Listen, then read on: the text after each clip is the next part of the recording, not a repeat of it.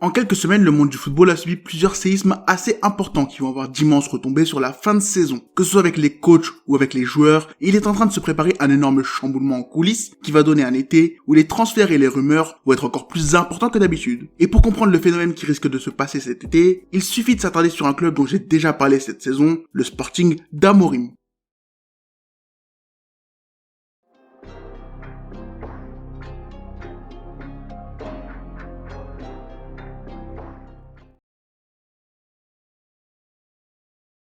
C'est officiel, après 4 années à entraîner en Ligue portugaise, Amorim a terminé le jeu et enfin réglé le dernier problème dans son mandat d'entraîneur au Sporting. Son adversaire ultime et le seul vrai rival de son équipe dans un match de championnat a été vaincu. Enfin, Conceição a enfin perdu contre Amorim et c'est un événement important à noter. Depuis des années, le FC Porto domine le Portugal. Ils ont réussi à créer un rythme de croisière qui a tenu des années et qui leur a permis de dominer la Ligue, rendant compliqué la recherche d'un second titre pour Amorim. Conceição était son némésis, sa kryptonite, et enfin il a réussi à défier et remporter son match contre Porto. En quelques années, il a permis au Sporting de grandir, de se battre à armes égales avec les deux géants du championnat. De nombreux jeunes ont grandi, évolué, se sont révélés grâce au travail de Ruben, son staff et le centre de formation sous-coté d'Alvalade. Son travail est colossal, son CV de coach est impressionnant, ses résultats sportifs restent cohérents, mais lui semble vouloir plus. Son objectif cette saison est clairement de remporter au moins un titre. Récemment, il a annoncé vouloir démissionner s'il n'ajoute pas un trophée à l'armoire du club, un ultimatum qui ne devrait pas être mis en place puisque pour l'instant, en dehors de la Coupe de la Ligue, le Sporting est toujours en compétition partout et semble bien parti pour finir cette saison sur une bonne note. Un trophée qui viendra récompenser un travail et surtout un virage idéologique payant. Je l'ai déjà dit dans ma dernière vidéo, mais cet été, après la saison ratée, le club a changé de stratégie mercato, misant sur 3 grosses individualités plutôt qu'en tentant plusieurs paris avec des petits risques financiers comme à l'habitude. Gyökeres, Hjulmand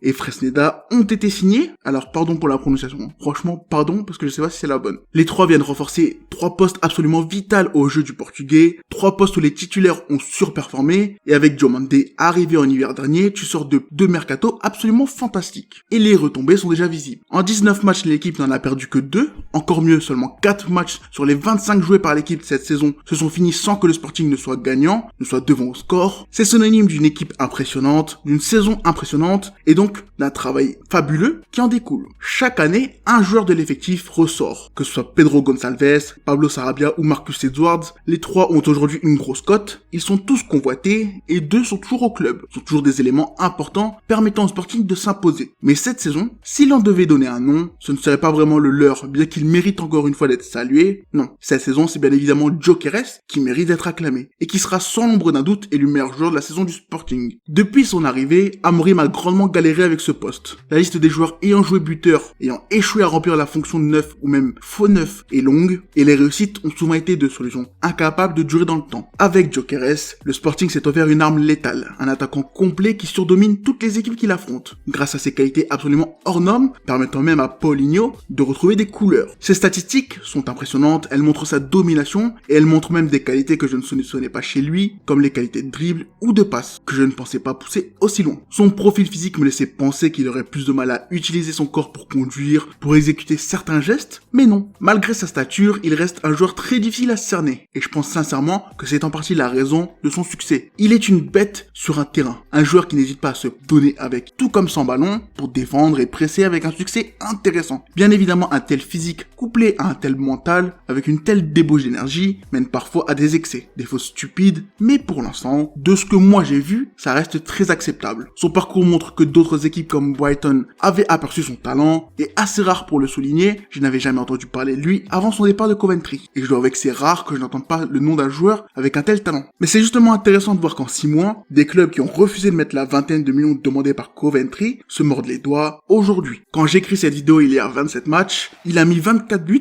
délivré 10 passes décisives, et soyons clairs, ses stats auraient encore pu être bien meilleures. Son intégration, tout comme celle de Hjulmand, ont transformé le Sporting. Aujourd'hui, tu es en course en championnat, en coupe, en Europa League, et le rôle de ces deux joueurs est primordial dans la réussite de ta saison, mais aussi pour le futur, puisqu'on le sait, le Sporting n'est très souvent qu'une étape. La rotation d'effectifs est logique. Tous les clubs portugais ont besoin de vendre pour survivre, et le Sporting fait partie des références, des clubs dont tout le monde surveille l'effectif, puisque en plus de toujours sortir des joueurs très intéressants sur des formations, comme Nuno Mendes, Thiago Thomas, João Palhinha et tant d'autres, tu peux aussi compter sur l'éclosion de talents achetés, comme Pedro Porro, Pedro Gonçalves, ou même Bruno Fernandes.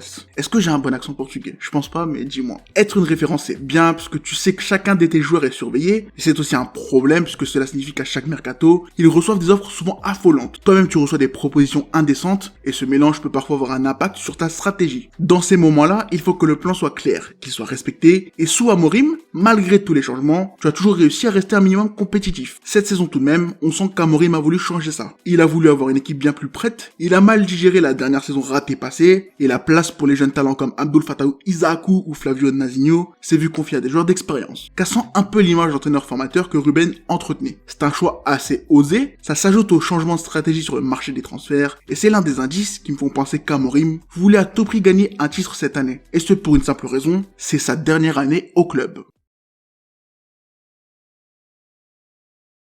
Bon bah déjà t'as vu la miniature, donc t'es pas débile, l'effectif va être pillé dès l'ouverture du mercato. Comme je l'ai dit dans ma dernière vidéo, on va avoir un nombre de transferts absolument fou cet été encore. Et aucun club ne représente plus ce bouleversement que le Sporting. Diomande, Ignacio et Saint-Just ont été déjà liés à des transferts et devraient très clairement partir dès l'ouverture du mercato, puisque deux sont clairement destinés à être au top de leur poste dans les 12 prochaines années. Et Saint-Just se blesse trop pour qu'il soit indiscutable. Au milieu, pour l'instant, peu d'infos sont vraiment intéressantes, puisque les joueurs devraient déjà être convaincus de rester. Et en attaque, tu as Edwards qui reste toujours très surveillé, et son profil est trop intéressant pour rester aussi bas dans la liste de transferts. Gonçalves est toujours à un pas de partir, à chaque mercato j'ai l'impression. Catamo était pisté, mais il a prolongé. Et surtout, Victor Gyökeres est lui aussi sur les radars de tous les top clubs. Bizarrement, tous les joueurs cités ont une petite rumeur les envoyant à Chelsea. Mais si on reste lucide, seuls Diomande et Gyökeres sont sur leur radar à eux. Bon là j'ai pas encore monté la vidéo, mais normalement tu vois l'énorme chantier qui attend le club. Federico Varandas a prévu de taper son record de vente et soyons honnêtes, au vu du nombre de clubs qui cherchent un attaquant, au vu du nombre de clubs qui cherchent un défenseur central, tu risques même de briser ce plafond 2 fois cet été. En tout cas, ça c'est ce que moi je prédis. On l'a vu avec Højlund, les prix des attaquants cet été s'est envolé. Le Sporting a sécurisé tous ses joueurs avec des clauses importantes, chères, mais atteignables, si tu veux vraiment le joueur. Gyökeres par exemple va faire partie de la dizaine d'attaquants à être visés pour un gros transfert. J'ai parlé de Chelsea, mais tu sens qu'il est pas loin dans la hiérarchie des priorités, derrière Osimhen, qui est évidemment la grosse priorité. En défense c'est encore pire, et si la canne assez bizarre de Diomande a sûrement effrayé quelques prétendants, c'est pour moi une anomalie explicable et pas représentative du niveau d'un des potentiels futurs meilleurs défenseurs du continent. J'ai vraiment hâte de voir ce transfert arriver, parce que j'ai énormément d'espoir en Quaresma, écarté sans raison apparente, mais qui a des qualités trop importantes pour qu'Amorim l'exclue. D'ailleurs il est rentré dans la rotation, et pas assez connu pour que d'autres gros le tentent, ce qui signifie qu'il fait partie des rares défenseurs qui vont rester.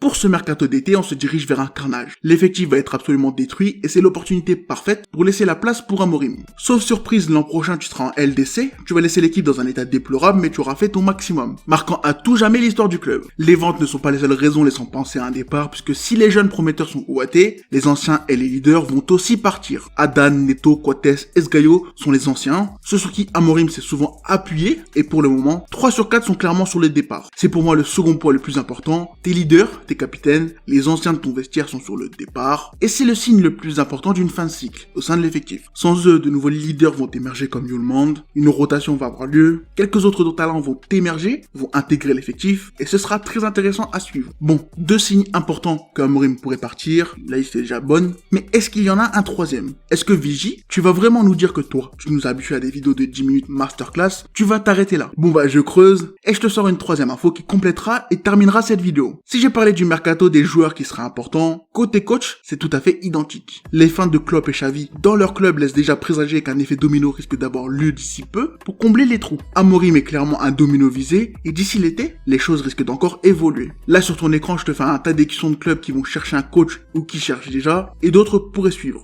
Liverpool, Barcelone, Manchester United, l'AC Milan, le Bayern Munich, Dortmund, l'OM, l'OL, la Juventus, et tant d'autres clubs seront clairement des des prétendants qui vont taper à sa porte. Et cet été, les choses seront différentes de d'habitude. De mémoire, sa clause a baissé. Les caisses vont être remplies et c'est sûrement le moment parfait pour lui pour partir et créer une nouvelle histoire avec un nouveau club. Il partira comme un coach qui a exploité au maximum ses forces, qui a su remettre son club là où il devait être, et c'est pour ça qu'il fait partie de mes coachs préférés. Avec Fatau Isaakou, Estevez et Nazinho, on a aussi vu un coach qui a certains points où il ne démord pas, au point de se créer des ennemis. Certaines décisions sont discutables, tactiquement il a montré une vraie capacité à évoluer, et ses statistiques en Europe sont intéressantes. Bien plus qu'un coach que j'aime tout autant comme Postecoglou, offre un peu plus de certitude que l'Australo-grec. Si je parle du coach de Tottenham, ce n'est pas pour rien, puisqu'il était visé par les Spurs avant l'ancien du Celtic, et cela pourrait donner des idées aux autres. Pour l'instant, l'actualité fait qu'il est beaucoup lié à Liverpool, mais ce n'est pas la priorité du club qui est encore en train de dessiner son futur. Si on analyse la situation froidement, cette fin de cycle est clairement visible. Amorim a déjà tout gagné au Portugal, il est le coach qui a remporté un titre de champion du Portugal 19 ans après le dernier remporté, il est le second entraîneur à mener le club à une phase à élimination directe de Ligue des Champions, il vient d'enfin briser la malédiction en championnat contre Porto, il a rajouté une coupe,